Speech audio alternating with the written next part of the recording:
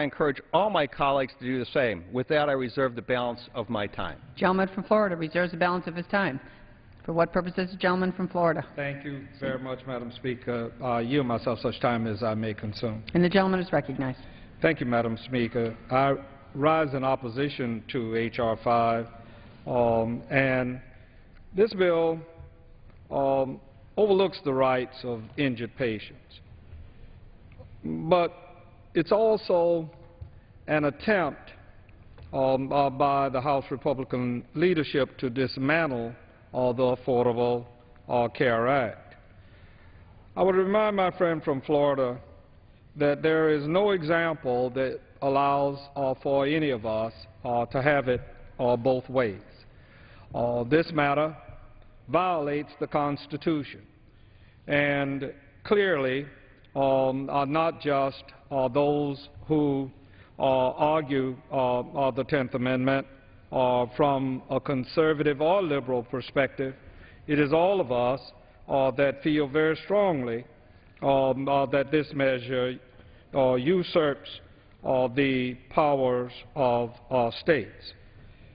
I'm fond of saying what Randy Barnett, a Constitution law professor at Georgetown, said, that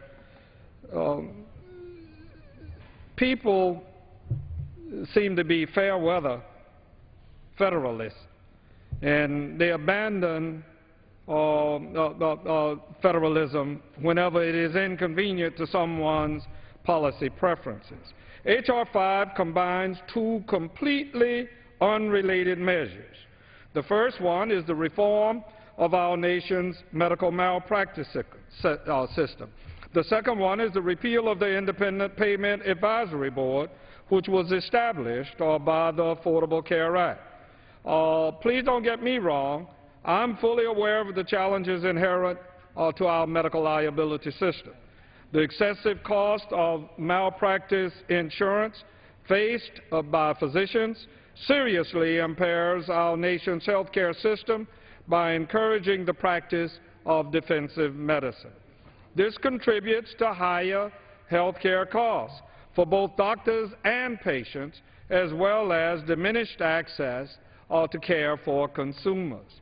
But while I agree that our medical liability system needs to be changed, I do not believe that it should be at the expense of the fundamental rights of patients, including their ability to seek compensation for wrongful injuries. Indeed, this bill imposes an arbitrary and unfair cap on non-economic damages that injured patients can receive. Such limitations will extinguish our rights and have a devastating consequence for individuals harmed by physicians and medical products. In addition, this bill seriously encroaches on the 10th Amendment of the Constitution by preempting state laws. And I'm not buying the confusion offered in the Rules Committee on yesterday, nor by my good friend from Florida. I know preemption when I see it. I know the 10th Amendment, and I know that people have stood for the 10th Amendment, and I need not remind my colleague that countless Republicans have made statements regarding this particular matter not fitting within the framework of the 10th Amendment's commerce provisions. My Republican colleagues like to talk about frivolous lawsuits and unreasonably large jury awards.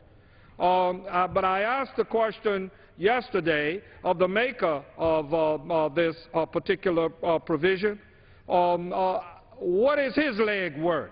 It's easy for us here inside the Beltway, and it's easy for us on the Republican or Democratic side, liberal or conservative, to be about the business of talking about somebody's harm, and then what happens is all of the lawyers that are the bad people of the world, everybody wants the best lawyer when it is them and their problem that is the problem. And I asked the maker of the bill, how much is his leg worth?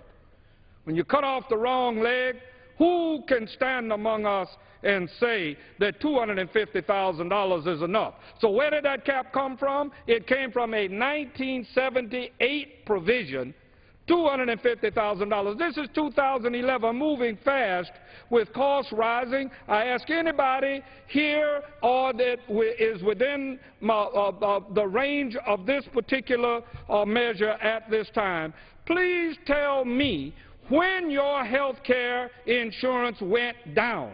I don't know of any example. I've been paying health care insurance for 49 years, and it's gone up repeatedly during that period of time, and I don't care whether there was a Republican president or a Democratic president. Health care costs went up, and I don't think that this little measure here is going to bring it down. What do you think about the family in Chicago whose perfectly healthy baby was born lifeless because the hospital team failed to provide him with proper oxygenation during labor and to perform an emergency cesarean operation on the mother? The boy is now 5 years old, suffers from permanent neurological damage, and is totally dependent on the care of his parents for all his daily activities.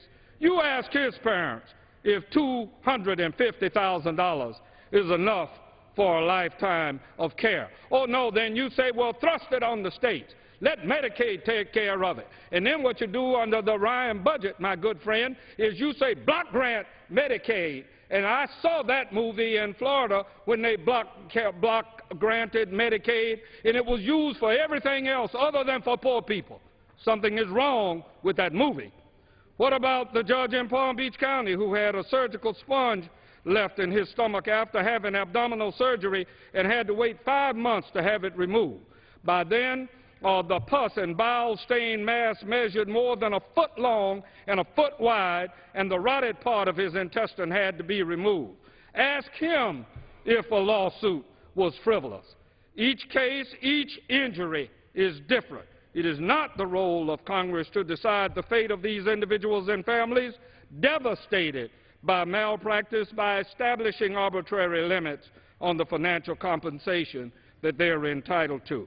As you all know, the medical malpractice portion of this bill is actually a pay-for, meant to offset the repeal of the Independent Payment Advisory Board. IPAB, or IPAB as it's referred to around here, is a board of 15 physicians and experts established by the Affordable Health Care Act to find ways to control health care costs associated with Medicare. Under the Act, IPAB will make recommendations to slow the growth rate in Medicare spending if spending exceeds a certain target rate. The Congressional Budget Office estimates that the repeal of IPAB would increase direct spending by $3.1 billion over 10 years. $3.1 billion. Now is not the time to repeal measures that can save our nation money and reduce our deficit without offering any substitute. And that's the takeaway from this. My friends say, don't do IPAB. And I say to my friends, what do you do? And you do nothing. That's what you do, and that's what you've been doing here in the Congress since we came here. We have given do-nothing Congress a new meaning. Rather than dealing with jobs, the things that people are completely interested in, rather than passing the infrastructure measure that the Senate has passed that will deal immediately with jobs in America, we're around here passing a measure, and it will pass the floor of the House of Representatives, that will go to the Senate and go nowhere. So then what did we do? We did nothing.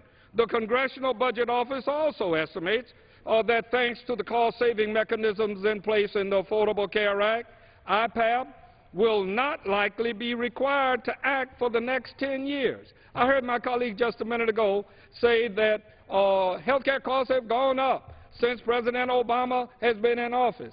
My mom is fond of saying that if we're going to keep pointing back to the other president, if we say now Obama says Bush did it, and Bush says that Clinton did it, and then Clinton said that Bush did it, and Bush said that Nixon did it, and Nixon said that Carter did it, then we could just point back to George Washington and say George Washington did it then and get it all over with, rather than continuing this charade before the people thinking that somehow or another we have the solution here Health care costs have gone up, and they're going to continue to go up until we, as men and women in the House of Representatives and the United States Senate and the American people, sit down and decide that this is a solvable problem which will allow us to address those things that are vital in this country. The bill is a complete waste of time. It does nothing in addition to going nowhere. It does nothing to help the American people. It contains nothing to improve the affordable and accessibility of health care. And repealing IPAB, you want to talk about frivolous? That's what frivolous is. Let us give the American people what they really need right now, and that's jobs. How many times do we have to say that down here for people to finally get it?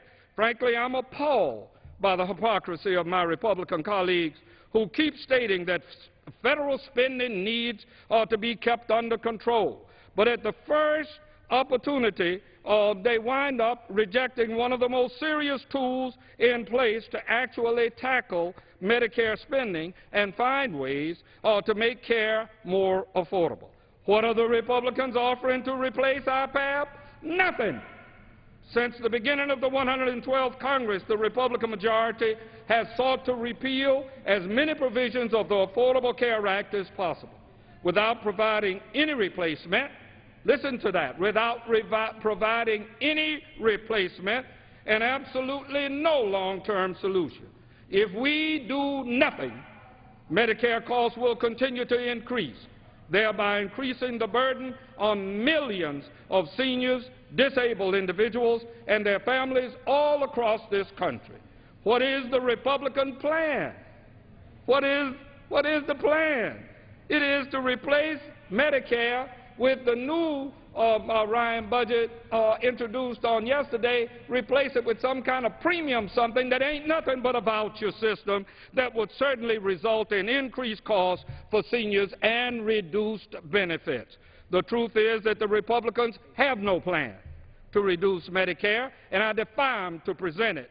If you look at the budget that was released yesterday, it's all filled with blank spaces, and I'll fill in the line, nothing, nothing, nothing. So instead of just repealing IPAB, let us improve it, reform it, or replace it.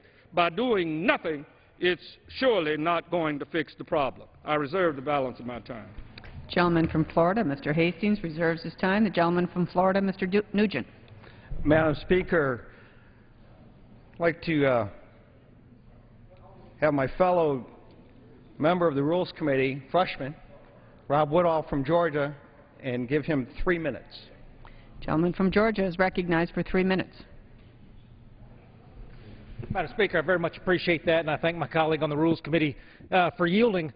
I want to come down here and talk about the rule. My colleague from Florida has just made a very impassioned case for why he is likely going to be voting no on the underlying legislation. If I understood his comments correctly, I'm guessing that it's going to be a no vote after we have finished 6 hours of debate on this bill. 6 hours of debate, which is the kind of debate that a bill of this nature demands. And I'm very proud that the Rules Committee set aside that kind of time. Now, I was fortunate enough to have one of my amendments made in order by the Rules Committee, as was my friend from Florida, but a lot of members were not. And I wanted to come down here, Madam Speaker, to speak to the authorizers, the chairman out there who are sending this legislation to the floor, because what we have in this House is called the cut-go rule, which says if you bring a bill to the floor that's actually going to do some reducing of the federal deficit, if you're going to be bold enough in this House to send a bill to the floor that's going to reduce the burden that we're placing on our children and our grandchildren every day, then nothing that happens on the floor of the House as we try to amend that bill will be allowed to reduce that savings. So when a bill comes to the floor, as this bill has, H.R. 5, that has a very high cut-go number in it, we're in a box. It cannot be amended with different ideas because those ideas are either not germane, germaneness means that it has to be relevant to the underlying legislation, or they can't cut any additional funds. And so what we had to do in the Rules Committee yesterday was reject amendment after amendment after amendment that our colleagues offered that we would ordinarily have made in order here on the House floor in what has been the single most open Congress that I have seen in my lifetime. I'm a freshman on the floor of this House, but I've been watching this institution, the single most open Congress I have seen in my lifetime, but we were not able to make more amendments in order because they were not germane or they violated cut-go. To the Rules Committee credit, we did not waive cut-go. We complied with the rules of this House, but I just say to my friends who are on those authorizing committees, if you want to take advantage of the Rules Committee in this Congress that is providing more opportunity for more debate and more amendment and more discussion than we have seen in decades, you need to be cognizant when you send those bills to the Rules Committee that we are not inclined to waive cut-go, and rightfully so, and we are not inclined to waive the germaneness rules, and rightfully so. But that means today we're going to have the narrow discussion that my friend from Florida has laid out on the merits of this bill over 6 hours today. And I want to thank my friend on the Rules Committee for his leadership in bringing such an open rule to the floor and bringing such an expansive rule to the floor and genuinely providing the kind of opportunity for debate, even though I disagree with my friend from Florida on his underlying assertions, providing the opportunity for debate the likes of which America has not seen in decades. And I yield back the balance of my time. Gentleman from Florida, Mr. Hastings. Madam Speaker, my friend from Georgia, and he is my friend, pointed out that his amendment was made in order yesterday. I might add, in keeping with the notion that you can't have it both ways, he would strike all the findings, and it seems to me that that's admitting justification for their authority to pass federal tort reform, but it directly contradicts the same constitutional arguments they're making or will make next week before the United States Supreme Court in their effort to repeal the Patient Protection and Affordable Act, a bill which many of the same conservative lawmakers argue that Congress did not have the constitutional authority to pass. I'm very pleased to yield 3 minutes to my very good friend from New Jersey, a member of the Budget Committee, the distinguished gentleman, Mr. Andrews.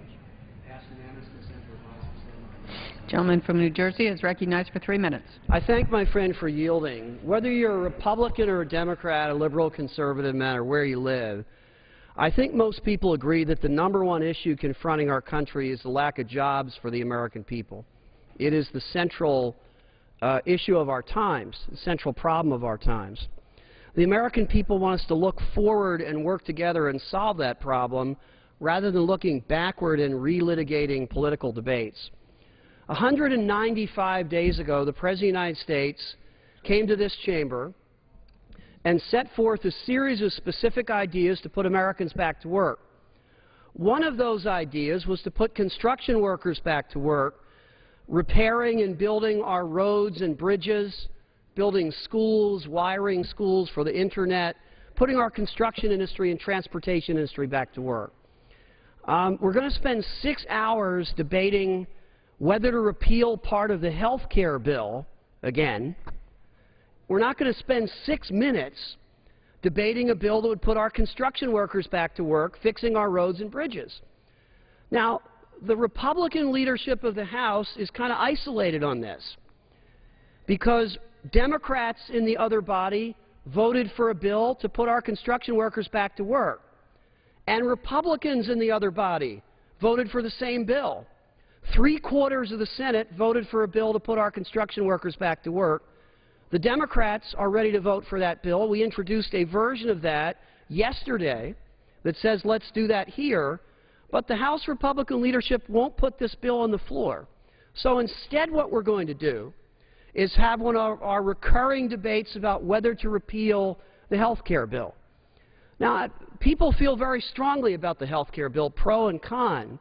But I think most people feel even more strongly it's the wrong thing for us to be talking about right now. If there's a bill that 3/4 of the Senate voted for to put Americans back to work, why don't we vote on that here today?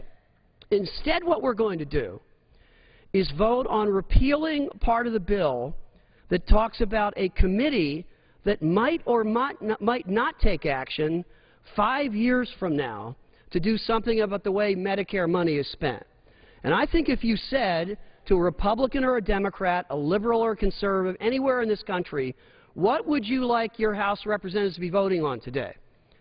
A bill that 3/4 of the Senate agreed to put construction and transportation workers back to work, or a bill that will decide whether a body will or won't act 5 years from now on the way Medicare is going to be run. I think we all know the answer to that. The right thing to do is to oppose this rule and instead put on the floor the Senate transportation bill that 3/4 of the Senate voted for. Let's approve it. Let's put it on the President's desk, and let's finally work together to put Americans back to work. I yield back the balance of my time. Gentleman from Florida, Mr. Nugent. Madam Speaker, I love the hyperboil. It is I love my friend from Florida, his passionate discourse earlier in this conversation. But he was right. You can't have it both ways. And here's the problem. And their idea of having it both ways is about, they talk about medical malpractice, as if we do nothing, things get better.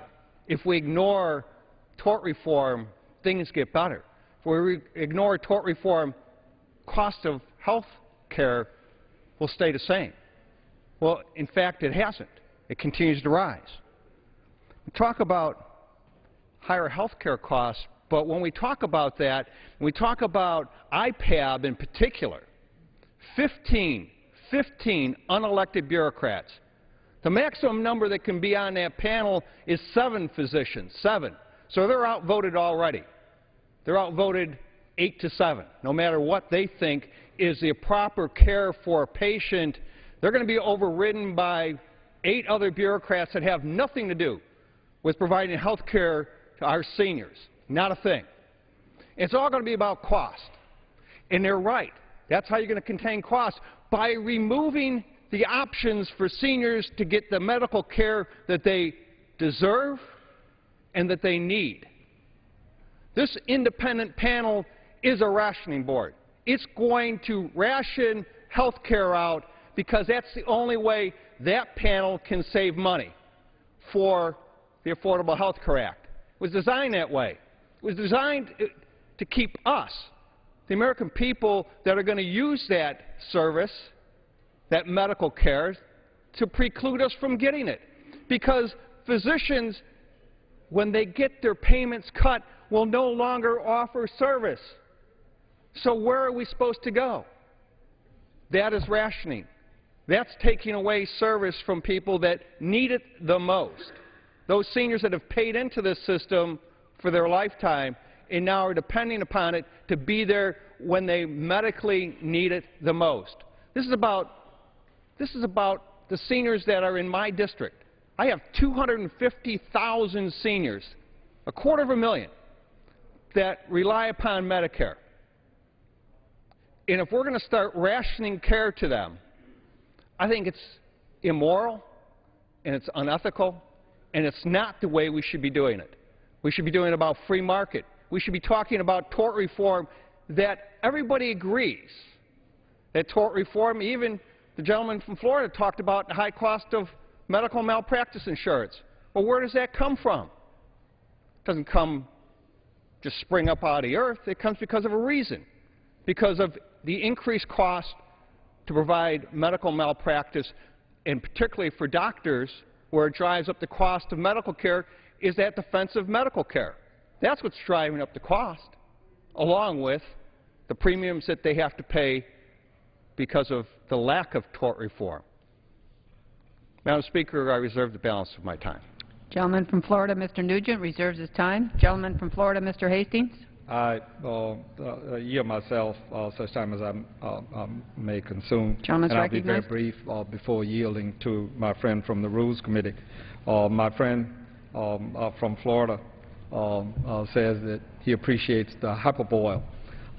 I hyperboil on occasion when I find that my friends who are taking positions that are going to hurt people require everything from hyperbole to passion to try to get the American people to readily understand. And to demonstrate what I'm talking about, my friend just stood and said that the IPAB board will be rationing.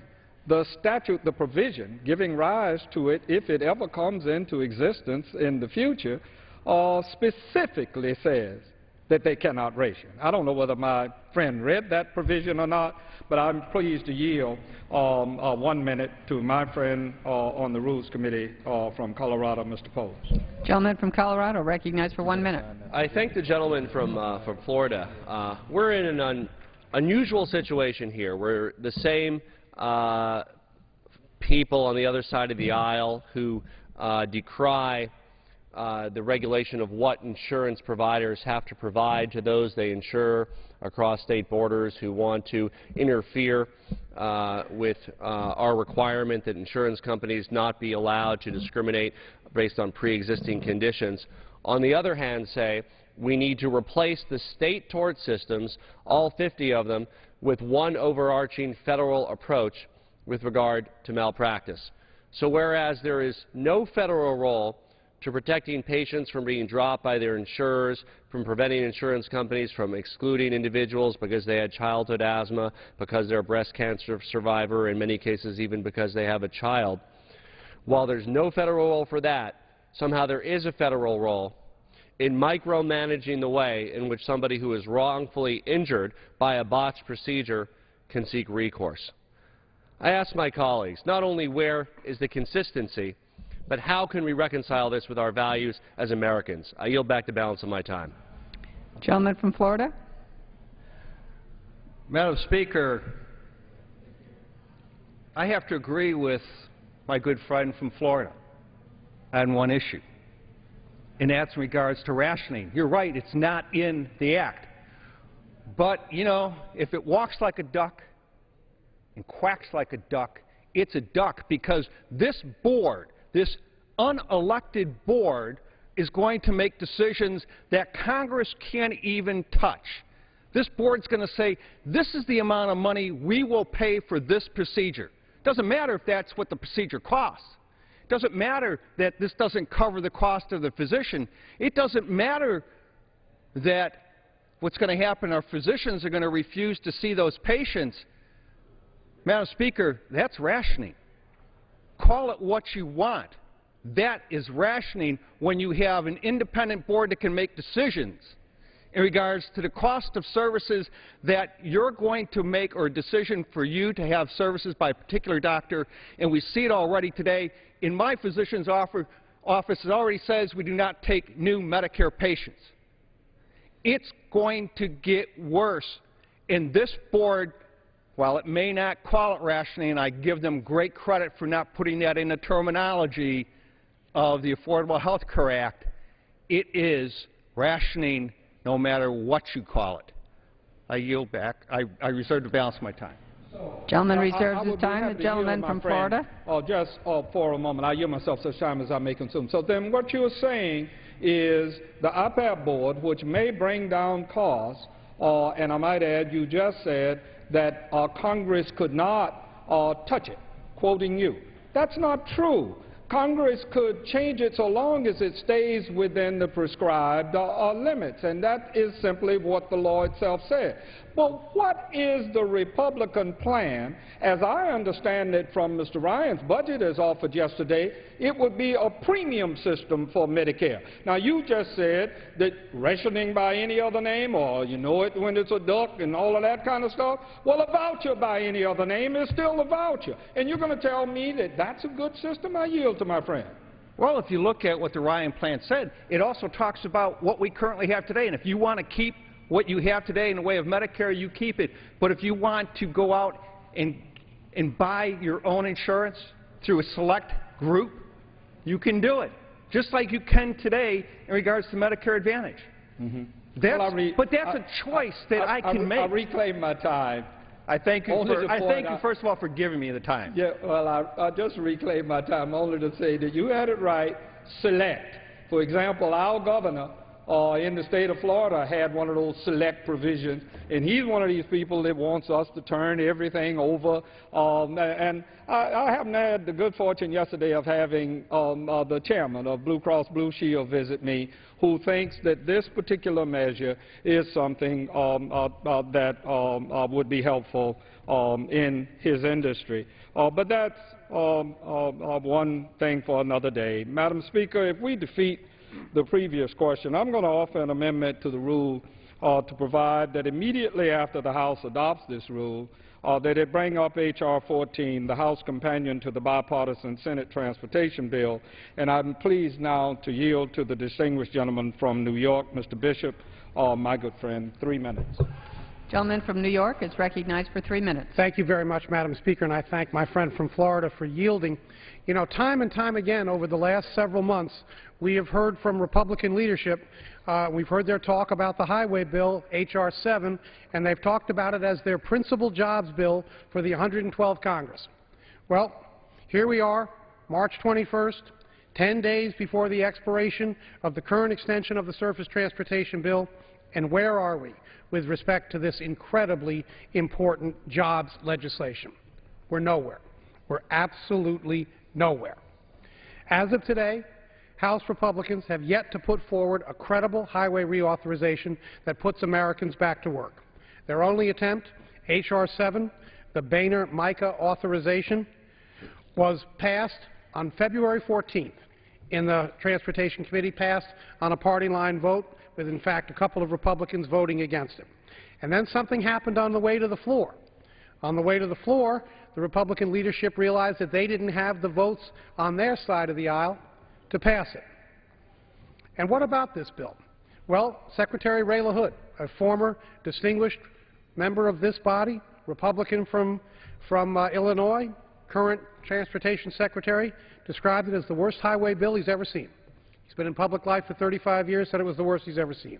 The bill was drafted in the dark of night without any, underline any, Democratic input. Remarkably, it removed transit from the Highway Trust Fund, removed the guaranteed federal funding, been in place, bipartisan basis, for 30 years, removes it. And it couldn't attract, understandably, a single Democratic vote, but they found out on the way to the floor they couldn't get enough Republican votes to pass it either.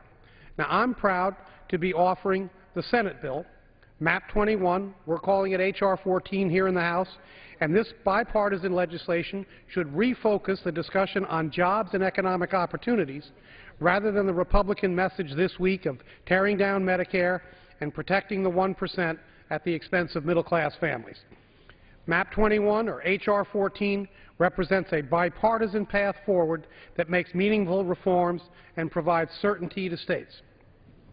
MAP 21 passed overwhelmingly in the Senate with a bipartisan majority. As you heard Mr. Andrews say, 3/4 of the Senate voted for this bill. It's fully paid for, something that the House Republicans seem unable to come close to achieving, and the MAP 21 H.R. 14 pay-fors are less controversial than the pay-fors in the House Republican bill.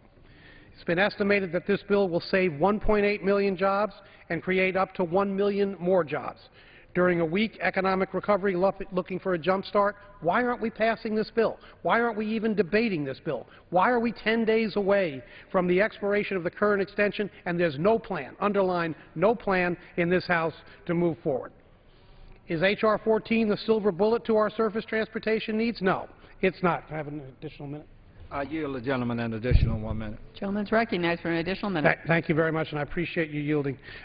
There isn't a silver bullet when it comes to our infrastructure needs. I and a great many others would prefer a 5-year bill.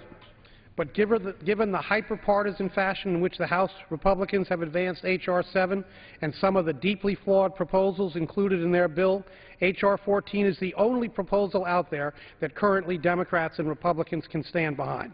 Democrats will not wait around for House Republicans to pander to their base and chase ideological extremes. Americans want jobs and safe roads and safe bridges. The Senate passed the biggest job-creating bill in this Congress by an overwhelming bipartisan margin. The House has done nothing. Let's get this country moving again by passing H.R. 14 so the President can sign it. Let's create jobs, let's make it in America, and let's pass this bill. I yield back the balance of my time. Gentleman yields back. The gentleman from Florida, Mr. Nugent. Madam Speaker, may I inquire of my good friend from Florida how many more speakers he may have? I appreciate the gentleman for asking. Madam Speaker, would you advise both of us how much time each has? Gentleman from Florida, Mr. Hastings, has 6 minutes remaining, and the gentleman from Florida, Mr. Nugent, has 14 minutes.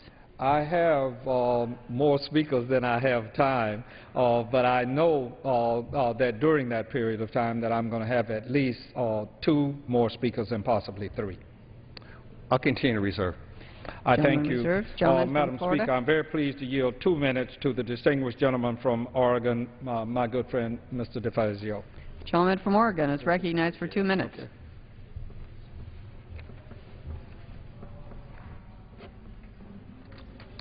Repeal and replace. That's what the Republicans said they'd do. Well, what's the replacement? Apparently, it's the Ryan voucher plan, which will stick it to seniors in the future. Not too good of a replacement. But the other thing they're repealing that they don't want to talk about is they're repealing restrictions on age discrimination by the insurance industry. They would be repealing the restrictions on pre-existing conditions to discriminate against people, redline them essentially by the insurance industry, and they would be repealing the provision of reviewing excessive rate increases, which has been already successful in California this year.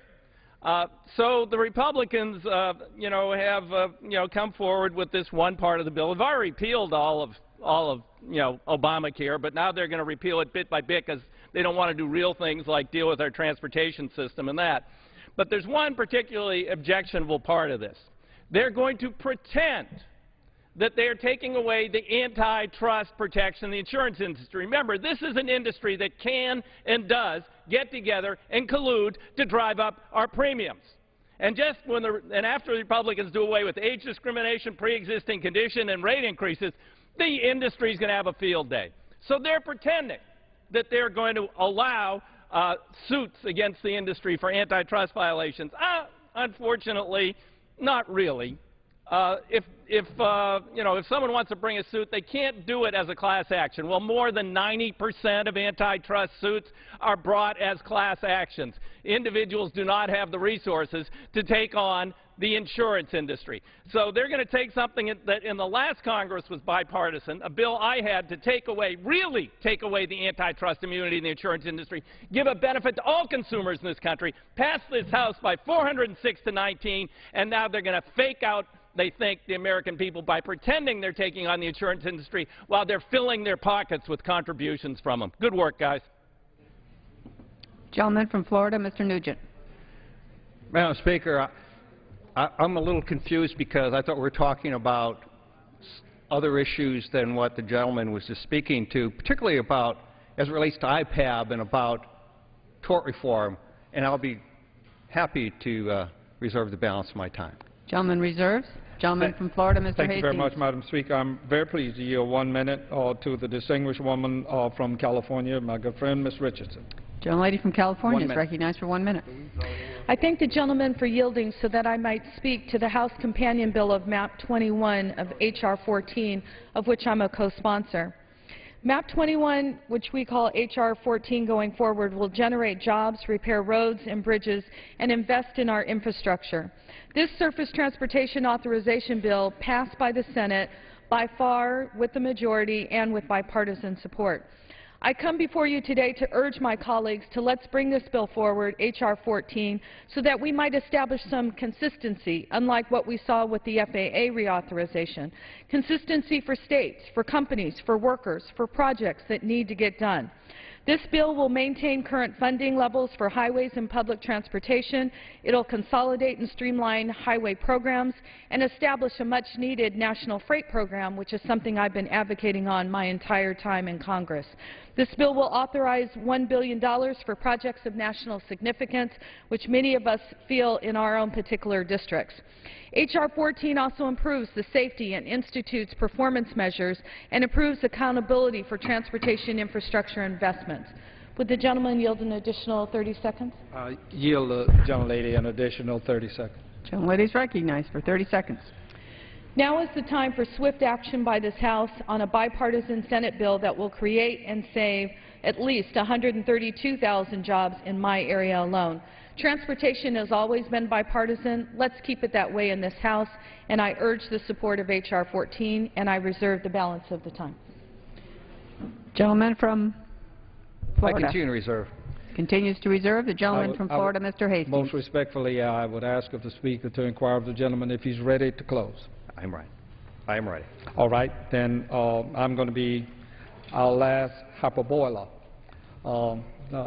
Madam Speaker, first, would you tell me just how much time I do have? Gentleman from Florida has 2.5 minutes remaining. Thank you. I can hyperboil during that period of time, I'm sure. That said, Madam Speaker, I thank my friend for the debate and the time that he's allowed us. I thank all of our colleagues who came here.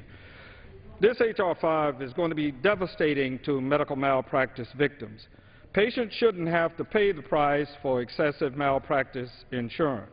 If we want to reform the medical liability system, let us start with addressing insurance costs and physicians' premiums.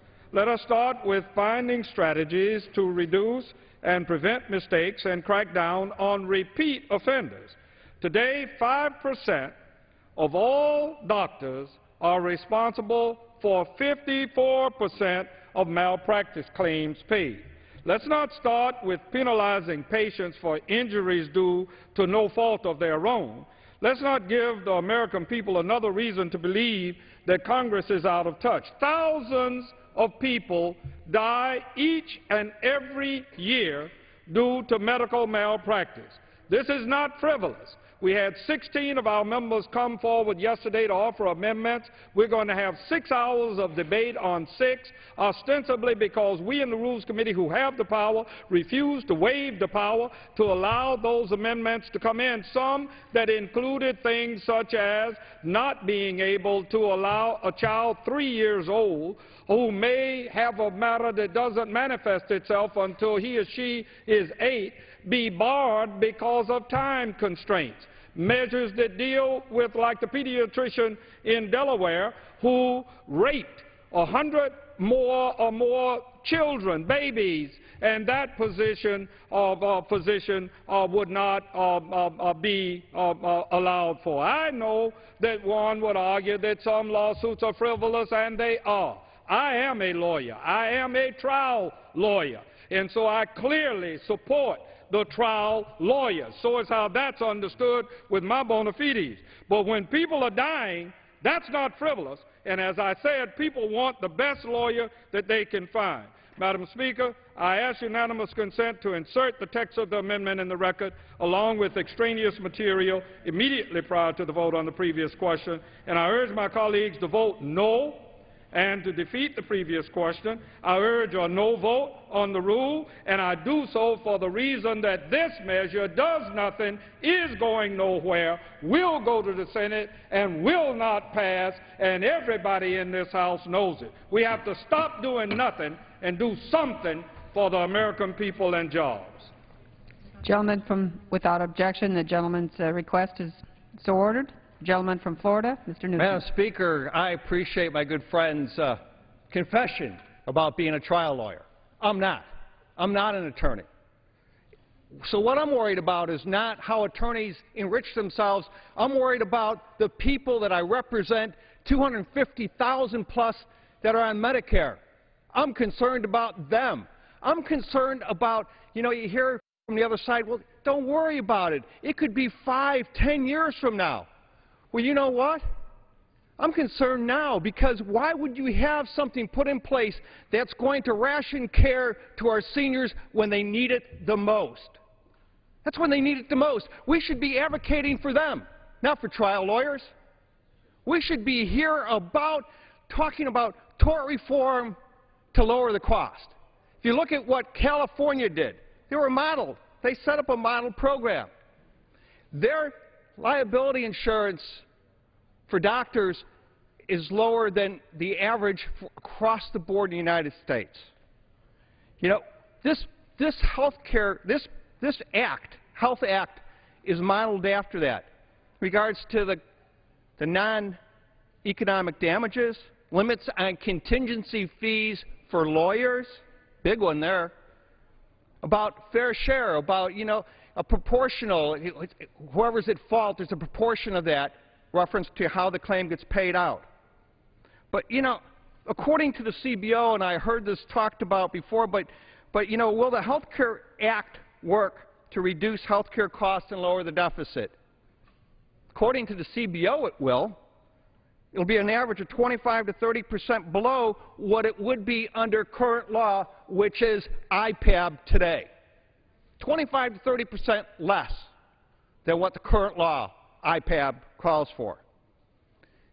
Is this important? I think the relationship between a patient and a doctor should be between a patient and a doctor, and not have a middleman called the United States government stepping in between you to say, you know what, we don't think that that service deserves a certain level of payment. And by reducing that payment, we know that that service is not going to be provided. I truly don't believe that that's where we should be as a government, and I certainly don't believe that we should be in between the patient and their physician. And I worry about, and I hear this from docs all the time back in my district, that, Rich, you know what's going to happen? We're just going to close our doors. You know, those that are entering the profession, there's less and less because they're concerned about how they're going to make a living, how they're going to pay back those student loans that they have, because they really want to pay it back. They want to do the right thing. But how are they going to do that if they can't open a practice and if they can't take Medicare patients because this board makes a decision to lower the cost of reimbursement? We've seen it already. Every time we do a doc fix, we have more and more doctors that are in trouble because of the fact they don't know what tomorrow's going to bring. And I don't want our seniors to worry about what tomorrow is going to bring. I don't want to balance the budget on the back of our seniors. That's not where we need to be. You know, as we move along here, the reason I stand here today is because I support and I will defend our seniors, which is why I support H.R. 5, because it's common sense. Like I said, I'm not an attorney. I'm not a lawyer. So I have but one constituency that I worry about at this point on this particular issue, and it is this issue. You've heard all kinds of other stuff out there about transportation, all these things, but this is the pressing issue today in front of us. The issue is about tort reform. The issue is about IPAB and repealing IPAB so our seniors can have a direct relationship with a physician of their choice, and that's the important part. And with that, I yield back the balance of my time, and I move the previous question on the resolution. Gentleman yields his time, and the question is on ordering the previous question on the resolution. Those in favor will signify by saying aye. Opposed say no. In the opinion of the chair, the ayes have it. The ayes have it. The gentleman from Florida. I ask for the yeas and nays. Yeas and nays are requested, and those favoring a vote by the yeas and nays will rise. A sufficient number having arisen, the yeas and nays are ordered. Pursuant to Clause 8 of Rule 20, further proceedings on this question will be postponed. Pursuant to Clause 12A of Rule 1, the House will stand in recess subject to the call of the chair.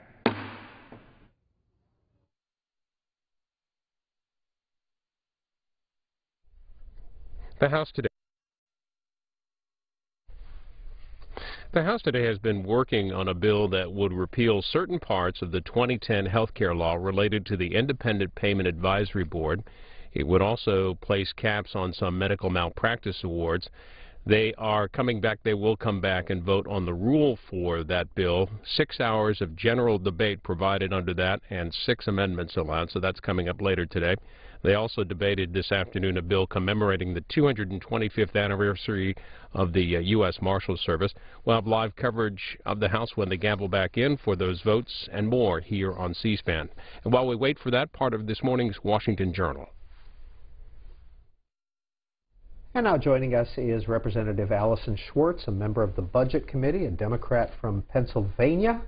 And she is also the National Chair for Recruiting Candidates for the DCCC. Let's begin with the budget. Congresswoman Shorts, Paul Ryan has introduced his budget. When you look at it on its face, what's your immediate reaction?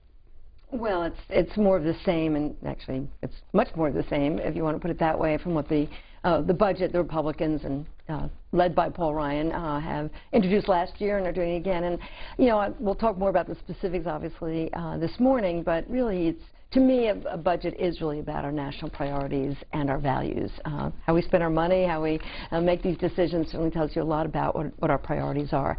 And particularly at this challenging time, I think the three main goals, and I think this budget fails in all three of them, and that is to reduce the deficit in a fair and balanced way. This budget does not do that. It ignores the revenue side. It's all about spending cuts.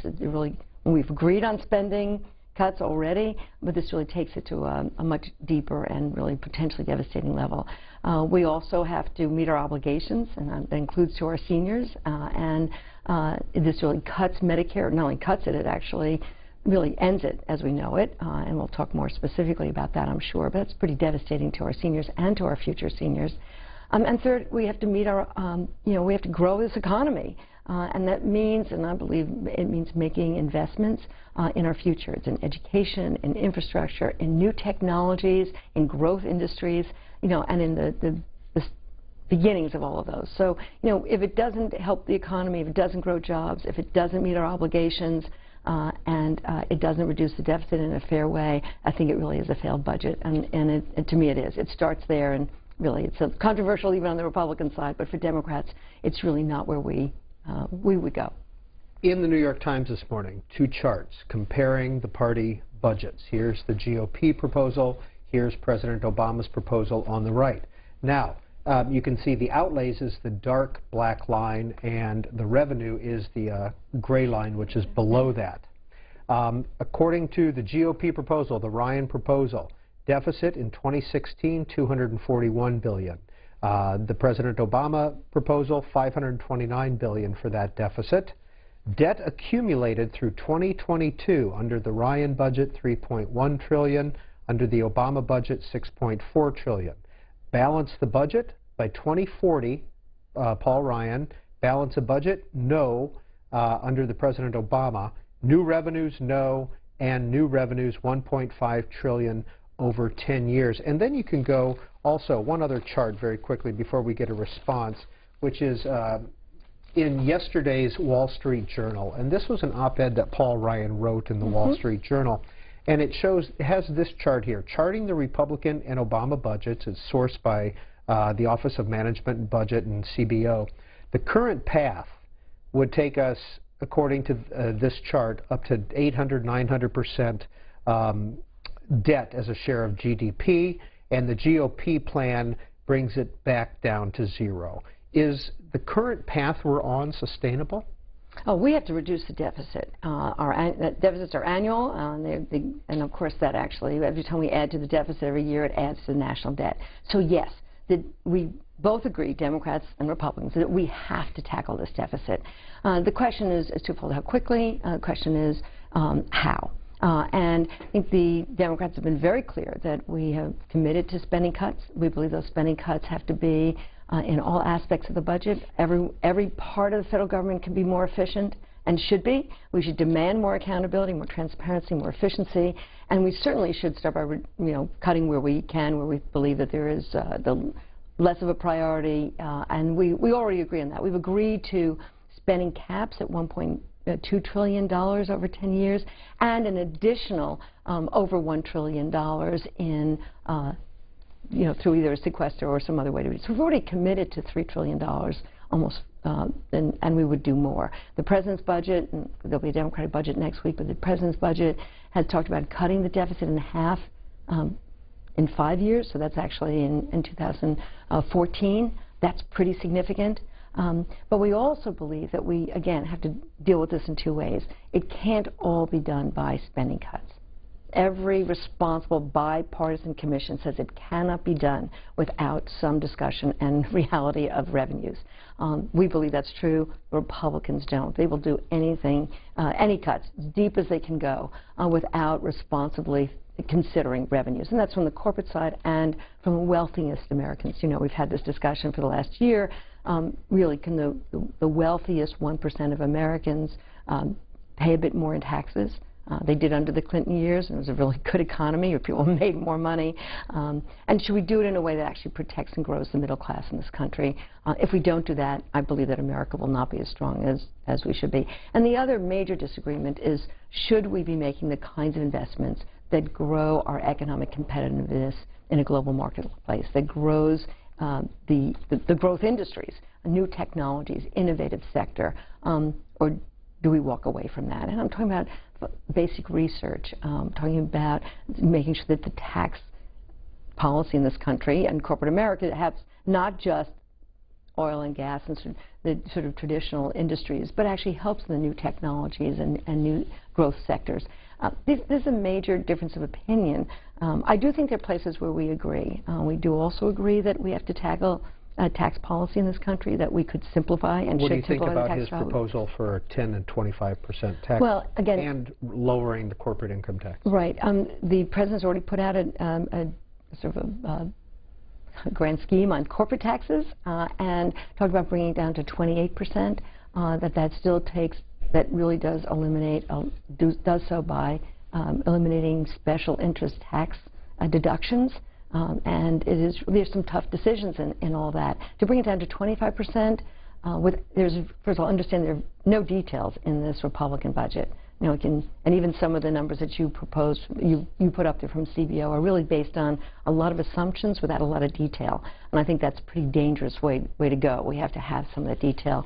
Well, Americans want to see all of their deductions, particularly for home ownership, for saving for retirement, for being able to go to college. Do they want to eliminate all of those for the sake of that kind of cut? Again, we agree lower taxes is a good thing. We'd like to see some lower rates, generally speaking, particularly on the corporate side, business side.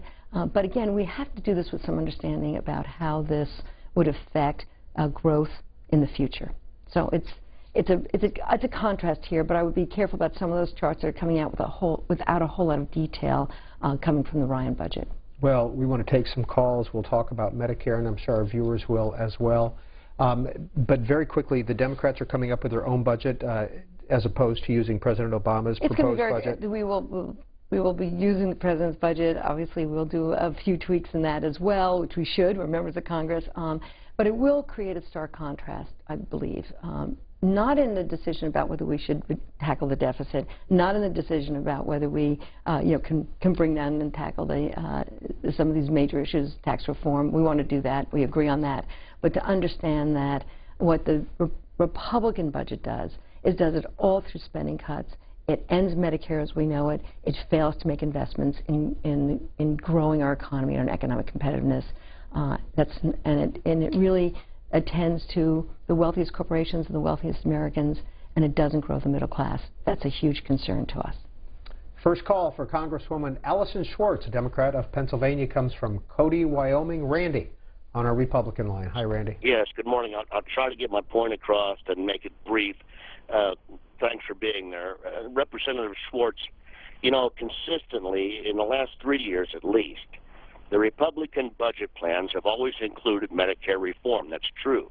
But it always included this caveat in that it wouldn't affect anyone that was 55 years and older. Yet the Democrats, and this budget is no different, that came forth from Representative Ryan the other day. This is no different. Yet the Democrats will lie by admission and never mention and scare old people to death that Medicare reform, as proposed by the Republicans, will affect them right now today, and that is not true, whereas Obamacare will cut a Medicare immediately, not in its entirety, but to a large degree, as much as maybe 40% to everyone right now. The Democrats, I still say, lie by omission. Will you, on the air, admit that the Democrats' proposal on the budget will not affect anyone over 55 years old concerning Medicare? I'll take your answer off the air. Thank you. Sure. Well, first, let me take the second part first, if I may, and that is when you say that we would cut Medicare. The fact is that we didn't cut Medicare, and some of the changes that we made in terms of reducing overpayments to insurance companies under Medicare Advantage, for example, actually was not a cut to Medicare at all. It really did reduce overpayments to insurance companies. And you should know that the Republican budget does the same. That $500 billion that you want to make sure we don't do what we've been doing in terms of cutting to insurance companies is in the Ryan budget. And actually, I think that's a good thing for us not to be making overpayments to insurance companies. And Medicare Advantage is still available to seniors. And you know, we did strengthen Medicare for current seniors. It is already happening. As you know, we're closing that donut hole, prescription coverage for seniors. We actually eliminated the copay for seniors for preventative services at 20%. And we've actually done a lot to strengthen primary care for seniors. All things that I know, I hear from seniors they're pretty pleased about. The Ryan plan, the Republican plan, would repeal that strengthening of Medicare. They would take that away. You would no longer close the donut hole. You would no longer have greater access to primary care. In fact, that would happen. So we are absolutely correct in saying that what this Ryan Republican plan does is to weaken Medicare for current seniors. I think that's not a question, because it will repeal some of that work that we did that's already current law. As you know, that's the goal. And as far as Medicare for the future seniors, yes, the major changes would take place for future seniors. That is true in the Ryan plan. But there's no question that once it goes in, should it happen, which we're not going to let it happen, it would already weaken Medicare for current seniors. And of course, since the goal on here is to really turn Medicare into a voucher plan, should they be even more worried about the deficit and the willingness to change Medicare for future seniors, there's no question we don't know whether they would actually inch up in terms of the age, and it would affect current seniors. But let me be perfectly clear. This would weaken Medicare for current seniors, and it certainly would dramatically change by going to a voucher plan for future seniors. And third, and I'm sorry to make this a long answer, the cuts to Medicaid, which most Americans think is really mostly about poor women and children, and it is, but it also pays for most of the nursing home care in this country, and that's our frailest seniors. And they would block grant that to the states, cut it almost in half over a number of years. That would dramatically, and maybe in devastating ways, affect care to our current seniors as they age. Paul Ryan writes yesterday in the Wall Street Journal, absent reform, government programs designed in the middle of the 20th century cannot fulfill their promise